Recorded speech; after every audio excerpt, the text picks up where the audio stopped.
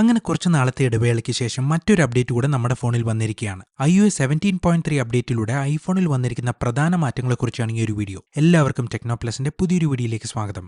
iOS 17.3 എന്ന ഈ ഒരു അപ്ഡേറ്റിൽ വന്നിരിക്കുന്ന ഏറ്റവും പ്രധാനപ്പെട്ടതും വളരെ ഉപകാരപ്രദമായ ഒരു മാറ്റം വന്നിരിക്കുന്നത് നമുക്ക് സെക്യൂരിറ്റിയുടെ കാര്യത്തിലാണ്. സെറ്റിംഗ്സിൽ face I D and passcode എന്ന് പറയുന്ന ഓപ്ഷനിൽ വന്നു കഴിഞ്ഞാൽ നിങ്ങൾക്ക് താഴെയായിട്ട് സ്റ്റോളൻ ഡിവൈസ് പ്രൊട്ടക്ഷൻ എന്ന് പറയുന്ന പുതിയൊരു ഓപ്ഷൻ കാണാൻ കഴിയും. ഇതെന്താണ് ചെയ്യുന്നത് എന്ന് ഞാനൊന്ന് വിശദീകരിക്കാം. ഒരുപക്ഷെ നിങ്ങളുടെ ലോക്ക് സ്ക്രീൻ പാസ്വേഡ് അറിയാവുന്ന ഒരാൾ നിങ്ങളുടെ ഫോൺ മോഷ്ടിക്കുകയാണെങ്കിൽ അവർക്ക് വളരെ എളുപ്പം സെറ്റിംഗ്സിൽ വന്ന ഐക്ലൗഡിന്റെ പാസ്വേഡ് മാറ്റുവാനും അല്ലെങ്കിൽ അതിൽ നിന്ന് സൈൻ ഔട്ട് ചെയ്യാനൊക്കെ കഴിയുമായിരുന്നു. അതുമല്ലെങ്കിൽ അവർക്ക് നമ്മുടെ വളരെ ഇമ്പോർട്ടൻ്റ് ആയിട്ടുള്ള പാസ്വേഡൊക്കെ നോക്കുവാൻ നേരത്തെ കഴിയുമായിരുന്നു.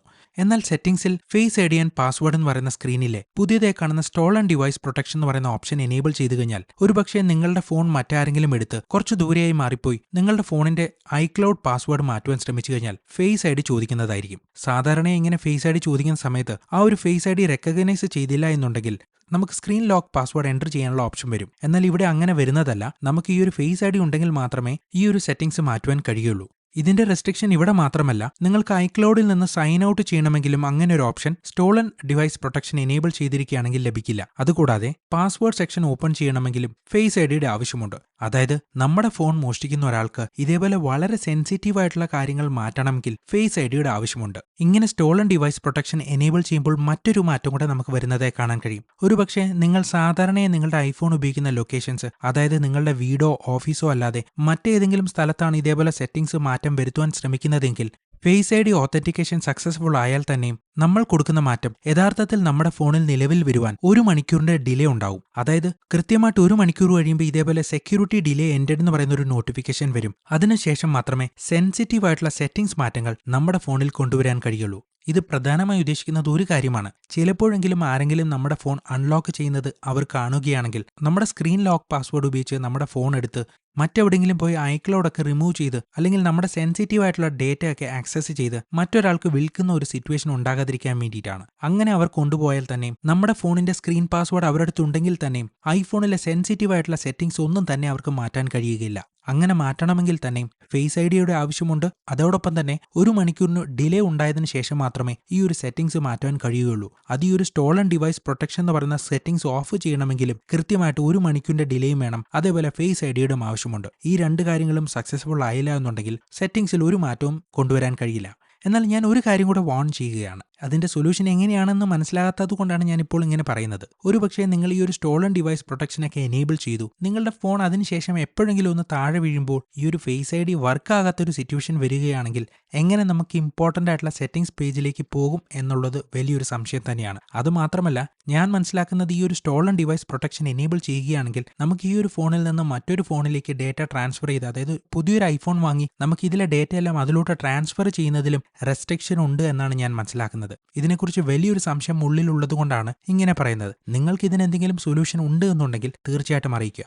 എന്നാൽ ഒരു കാര്യം കൂടെ ഞാൻ എടുത്തു പറയട്ടെ. നിങ്ങൾക്ക് നിങ്ങളുടെ ഫോൺ മോഷ്ടിക്കപ്പെട്ടാൽ അത് പെട്ടെന്ന് വീണ്ടെടുക്കുവാൻ വേണ്ടിയിട്ട് സ്റ്റോളൻ ഡിവൈസ് പ്രൊട്ടക്ഷനോടൊപ്പം തന്നെ മറ്റു 2 മാറ്റങ്ങളോട് നിങ്ങളുടെ ഫോണിൽ കൊണ്ടുവരുന്നത് നല്ലതാണ്. ഒന്നാമതായിട്ട് ലോക്ക് സ്ക്രീനിൽ നിന്ന് കൺട്രോൾ പാനൽ ആക്സസ് ചെയ്യാതിരിക്കാൻ വേണ്ടിയിട്ട് Face I D and passcode എന്ന് പറയുന്ന ഓപ്ഷനിലെ ഈ ഒരു കൺട്രോൾ സെന്റർ എന്ന് പറയുന്ന ഓപ്ഷൻ ഡിസേബിൾ ചെയ്യുന്നത് നല്ലതാണ്. അതേപോലെ തന്നെ നമ്മുടെ ഐഫോണിനെ കമ്പ്യൂട്ടറുമായിട്ട് കണക്ട് ചെയ്ത് സ്ക്രീൻ പാസ്വേഡ് അൺലോക്ക് ചെയ്യാതിരിക്കുവാൻ വേണ്ടിയിട്ടും ഈ ഒരു ആക്സസറീസ് എന്ന് പറയുന്ന ഓപ്ഷന് ഡിസേബിൾ ചെയ്യുന്നത് നല്ലതാണ്. iOS 17.3 അപ്ഡേറ്റിലൂടെ മറ്റൊരു മാറ്റം വന്നിരിക്കുന്നത് ആപ്പിൾ WWDC 2023 അനൗൺസ് ചെയ്തിരിക്കുന്ന മറ്റൊരു കാര്യമാണ്. അത് മറ്റൊന്നുമല്ല, നമുക്ക് ആപ്പിളിന്റെ മ്യൂസിക് ആപ്ലിക്കേഷനകത്ത് ലൈബ്രറി എന്ന് പറയുന്ന ഓപ്ഷൻ വന്നു കഴിഞ്ഞാൽ പുതിയ പ്ലേലിസ്റ്റ് ക്രിയേറ്റ് ചെയ്യാൻ കഴിയും. ഇങ്ങനെ നിങ്ങൾ ക്രിയേറ്റ് ചെയ്യുന്ന പ്ലേലിസ്റ്റിലേക്ക് മറ്റൊരാളെ ആഡ് ചെയ്യാൻ കഴിയും. അതായത് നിങ്ങളുടെ ഫാമിലി മെമ്പേഴ്സ് ആകാം, അല്ലെങ്കിൽ നിങ്ങളൊരു ട്രിപ്പൊക്കെ ഒരുമിച്ച് പോകുന്ന സമയത്ത് കൂടെ വരുന്നവരൊക്കെ ആകാം. ഇങ്ങനെ ആഡ് ചെയ്യുന്നത് എന്തിനാണെന്ന് വെച്ചാൽ പലർക്കും പല ടേസ്റ്റിലുള്ള പാട്ടുകളായിരിക്കും ഇഷ്ടപ്പെടുന്നത്. അങ്ങനെ എല്ലാവരും ചേർത്തിണക്കി ഒരു സിംഗിൾ പ്ലേലിസ്റ്റ് ക്രിയേറ്റ് ചെയ്യുകയും അതിലുള്ള പാട്ട് എല്ലാവർക്കും ഒരുമിച്ച് കേൾക്കുവാൻ വേണ്ടിയിട്ടാണ്. മ്യൂസിക് ആപ്ലിക്കേഷനിൽ മറ്റൊരു ചെറിയ മാറ്റം കൂടെ വന്നതായി കാണാൻ കഴിയും. ഇങ്ങനെ കൊലാബറേറ്റ് ചെയ്ത് ക്രിയേറ്റ് ചെയ്യുന്ന പ്ലേലിസ്റ്റിനകത്ത് ഏതെങ്കിലും പാട്ടുകൾ ആരെങ്കിലും ആഡ് ചെയ്യുന്നതിൽ നിങ്ങൾക്കൊരു റിയാക്ഷൻ കൂടി ആഡ് ചെയ്യാൻ കഴിയും. നിങ്ങൾക്ക് ആ ഒരു പാട്ട് ഇഷ്ടപ്പെട്ടോ അല്ലെങ്കിൽ പാട്ട് ഇഷ്ടപ്പെട്ടില്ല എങ്ങനെയുണ്ടോ എന്നുള്ള അഭിപ്രായം പറയുന്നത് പോലെ ആയിരിക്കാം ഈ ഒരു റിയാക്ഷനെ കാണേണ്ടത്. ഇതിന്റെ പ്രത്യേകത ഈ ഒരു പ്ലേലിസ്റ്റിൽ ആക്സസ് ഉള്ള എല്ലാവർക്കും ഈ ഒരു റിയാക്ഷൻസ് കാണാമെന്നുള്ളത് തന്നെയാണ്. അപ്പോൾ ഫാമിലി ആയിട്ടൊരു ട്രിപ്പൊക്കെ പോകുന്ന സമയത്ത് ഒരാൾക്ക് ഇഷ്ടമുള്ള പാട്ട് മാത്രം കേൾക്കാതെ എല്ലാവരുടെയും ടേസ്റ്റിനനുസരിച്ചുള്ള പാട്ടുകൾ കോർത്തിണക്കി ഒരു പ്ലേലിസ്റ്റ് ക്രിയേറ്റ് ചെയ്യാനും അത് കേട്ട് എല്ലാവർക്കും എൻജോയ് ചെയ്യാനും ഈ ഒരു അപ്ഡേറ്റ് തീർച്ചയായിട്ടും ഹെൽപ്ഫുൾ ആകും. iOS 17.3 അപ്ഡേറ്റിലൂടെ മറ്റൊരു മാറ്റം വന്നിരിക്കുന്നത് നമുക്ക് വാൾപേപ്പർ കളക്ഷനിൽ ബ്ലാക്ക് ഹിസ്റ്ററി ആൻഡ് കൾച്ചറിനെ ഹോണർ ചെയ്യാൻ വേണ്ടിയിട്ട് പുതിയ ചില വാൾപേപ്പർ സെലക്ഷൻസ് വന്നതായി കാണാൻ കഴിയും. ഉദാഹരണമായിട്ട് ഞാൻ ഇതൊന്ന് സെറ്റ് ചെയ്ത് കാണിക്കാം. അപ്പോൾ ഇതിൻ്റെ ആനിമേഷൻ എന്ന് പറയുന്നത് വളരെ സിമ്പിളാണ്. ഓരോ പ്രാവശ്യവും നിങ്ങൾ അൺലോക്ക് ചെയ്യുന്ന സമയത്ത് ഈ ഒരു വാൾപേപ്പറിൻ്റെ ഇമേജസ് അല്ലെങ്കിൽ ആ ഒരു ഷേപ്സ് മാറുന്നതായി കാണാൻ കഴിയും. അതിങ്ങനെ നിങ്ങൾ പല പ്രാവശ്യം അൺലോക്ക് ചെയ്യുമ്പോഴും പല ഷേപ്സിലുള്ള വാൾപേപ്പേഴ്സിനാണ് നിങ്ങൾക്ക് ലഭിക്കുന്നത്. പിന്നെ ഒരു കാര്യം കൂടെ എടുത്തു പറയട്ടെ, ഏകദേശം 3 വർഷമായിട്ട് ഞാൻ ഈ ഒരു ചാനൽ റൺ ചെയ്യുന്നു. നിങ്ങൾ തരുന്ന ലൈക്കുകളും കമൻറ്റുകളും മാത്രമാണ് ഈ ഒരു ചാനൽ മുന്നോട്ട് കൊണ്ടുപോകാനുള്ള മോട്ടിവേഷൻ. ഒരുപക്ഷെ ഈ ഒരു ചാനലിൽ നിന്ന് നല്ലൊരു റവന്യൂ ഒക്കെ ഉണ്ടായിരുന്നുവെങ്കിൽ ഒരിക്കലും ഞാൻ ഈ ഒരു iPhone 12 വീഡിയോ ചെയ്യില്ല എന്ന് പലർക്കും അറിയാം. ഒരു ടെക് ചാനൽ എന്നുള്ള രീതിയിൽ എപ്പോഴും അപ്ഡേറ്റഡ് ആയിരിക്കേണ്ടത് വളരെ അത്യാവശ്യമാണ്. എന്നാൽ വലിയ റീച്ച് ഇല്ലാത്തത് കൊണ്ടാണ് ഇങ്ങനെ തന്നെ കണ്ടിന്യൂ ചെയ്യുന്നത്. അതുകൊണ്ട് നിങ്ങൾക്ക് ഈ ഒരു ചാനലിന് വേണ്ടി ചെയ്യാൻ കഴിയുന്നത് ഈ ഒരു വീഡിയോ ഇഷ്ടപ്പെടുകയാണെങ്കിൽ ലൈക്ക് തരിക, നിങ്ങളുടെ അഭിപ്രായങ്ങൾ തീർച്ചയായിട്ടും കമന്റ് ബോക്സിൽ അറിയിക്കുക. കൂടുതൽ വീഡിയോസ് ഇടാൻ ശ്രമിക്കുന്നതാണ്, തീർച്ചയായിട്ടും നിങ്ങളുടെ സപ്പോർട്ടും ആവശ്യമാണ്. അപ്പോൾ നമുക്കിനി വീഡിയോയുടെ അടുത്ത ഭാഗത്തേക്ക് പോകാം.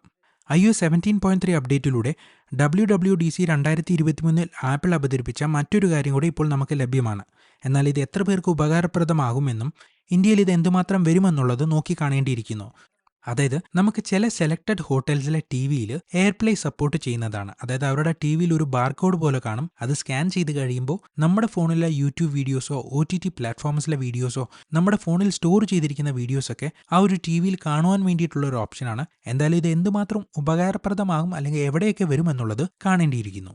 ഈ ഒരു അപ്ഡേറ്റിലൂടെ വന്നിരിക്കുന്ന മറ്റൊരു മാറ്റം, നമുക്ക് സെറ്റിംഗ്സിൽ ആപ്പിൾ കെയർ ആൻഡ് വാറന്റി എന്ന് പറയുന്ന ഓപ്ഷൻ നേരത്തെ തന്നെ ഉണ്ടായിരുന്നു. എന്നാൽ ഈ ഒരു ആപ്പിൾ കെയർ ആൻഡ് വാറന്റി എന്ന് പറയുന്ന ഓപ്ഷനിനകത്ത് നമ്മുടെ ഫോണിൽ കണക്ട് ചെയ്തിരിക്കുന്ന ഡിവൈസസ് മാത്രമല്ല, നമ്മുടെ ഫോണിലെ അതേ ഐക്ലൗഡുമായിട്ട് യൂസ് ചെയ്യുന്ന മറ്റ് ഡിവൈസസിൻ്റെയും വാറന്റി എക്സ്പയർ ആയോ ഇല്ലയോ അല്ലെങ്കിൽ കവറേജ് എക്സ്പയർ ആകാൻ എന്തുമാത്രം സമയമുണ്ടോ എന്നുള്ളത് കാണിക്കുന്ന ഒരു ഓപ്ഷനും കൂടി ഇപ്പോൾ വന്നതായി കാണാൻ കഴിയും. ഇതുകൂടാതെ iPhone 14, 15 സീരീസിലെ കാർ ക്രാഷ് ഡിറ്റക്ഷനും ഒപ്റ്റിമൈസ് ചെയ്തതായിട്ടാണ് ആപ്പിൾ അവകാശപ്പെടുന്നത്. ഇനി ചിലർക്കെങ്കിലും ഒരു സംശയം ഉണ്ടാകുന്നത് ഈ ഒരു അപ്ഡേറ്റ് ചെയ്തു കഴിഞ്ഞാൽ ബാറ്ററി ഹെൽത്ത് കുറയുമോ എന്നുള്ളതായിരിക്കും. എന്നാൽ ബാറ്ററി ഹെൽത്ത് എങ്ങനെയാണ് കുറയുന്നത്, അതും സോഫ്റ്റ്വെയർ അപ്ഡേറ്റുമായിട്ടുള്ള ബന്ധം എന്താണ് എന്നൊക്കെ എക്സ്പ്ലെയിൻ ചെയ്യുന്ന ഒരു വീഡിയോ ഞാൻ സെപ്പറേറ്റ് ആയിട്ട് ചെയ്തിട്ടുണ്ട്. അതിൻ്റെ ലിങ്ക് ഞാൻ ഡിസ്ക്രിപ്ഷൻ ബോക്സിൽ കൊടുക്കുന്നതാണ്. ഓവറോൾ മറ്റെന്തെങ്കിലും ഇഷ്യൂസ് ഉണ്ടോ എന്നുള്ളത് പറയാൻ മാത്രം സമയമായിട്ടില്ല. നമുക്ക് കുറച്ച് നാൾ ഉപയോഗിച്ച് കഴിയുമ്പോൾ മാത്രമേ എന്തെങ്കിലും ഇഷ്യൂസ് ഉണ്ടെങ്കിൽ അറിയാൻ കഴിയുള്ളൂ. എന്നാൽ 17.3 അപ്ഡേറ്റിൻ്റെ ബീറ്റ വേർഷനകത്ത് ഇടയ്ക്ക് ഒരു പ്രശ്നം വന്നിരുന്നു. അതായത് ഫോൺ ബൂട്ട് ലൂപ്പിൽ തന്നെ നിൽക്കുന്ന ഒരു ഇഷ്യൂ വന്നിരുന്നു. ചിലരുടെ ഫോണൊക്കെ പ്രോപ്പറായിട്ട് ബ്ലാക്ക് സ്ക്രീനിലേക്ക് പോയി ബ്രിക്ക് ആയിപ്പോയി ഒരു ഇഷ്യൂ ഉണ്ടായിരുന്നു. അങ്ങനെ ആപ്പിൾ കുറച്ച് നാളത്തേക്ക് ഇതിൻ്റെ 17.3 ബീറ്റ വേർഷൻസ് കുറച്ച് നാളൊന്ന് വിത്ഡ്രോ ചെയ്തൊരു സിറ്റുവേഷൻ ഉണ്ടായിരുന്നു. എന്നാലും ഫൈനൽ വേർഷനിൽ ഒരു പ്രശ്നം തന്നെ കാണുന്നില്ല. എന്നിരുന്നാലും കുറച്ച് നാളത്തേക്കൊന്ന് വെയിറ്റ് ചെയ്തിട്ട് അപ്ഡേറ്റ് ചെയ്യുന്നതായിരിക്കും നല്ലത്. എന്നിരുന്നാലും നിങ്ങൾക്ക് സ്റ്റോളൺ ഡിവൈസ് പ്രൊട്ടക്ഷനും കൊളാബറേറ്റീവ് പ്ലേലിസ്റ്റും ഒക്കെ നിങ്ങൾക്ക് ട്രൈ ചെയ്യണമെന്നുണ്ടെങ്കിൽ തീർച്ചയായിട്ടും ശ്രമിക്കാം. ബാറ്ററിയുടെ കാര്യത്തിലൊന്നും പറയാറായിട്ടില്ല. എന്നാലും ബാറ്ററി ഹെൽത്ത് കുറയുമോ എന്നൊരു സംശയം നിങ്ങൾക്കുണ്ടായാൽ അതിനെക്കുറിച്ച് സെപ്പറേറ്റ് ആയിട്ടൊരു ഞാനൊരു വീഡിയോ ചെയ്തിട്ടുണ്ട്. എങ്ങനെയാണ് ബാറ്ററി ഹെൽത്ത് കുറയുന്നത്, അതും സോഫ്റ്റ്വെയർ അപ്ഡേറ്റുമായിട്ടുള്ള ബന്ധം എന്താണ് എന്നൊക്കെ. iOS 17.3 അപ്ഡേറ്റിനെ കുറിച്ചുള്ള ഈ ഒരു വീഡിയോ നിങ്ങൾക്ക് ഇഷ്ടപ്പെട്ടു എന്ന് വിശ്വസിക്കുന്നു. പുതിയൊരു വീഡിയോയുമായി നമുക്ക് വീണ്ടും കാണാം.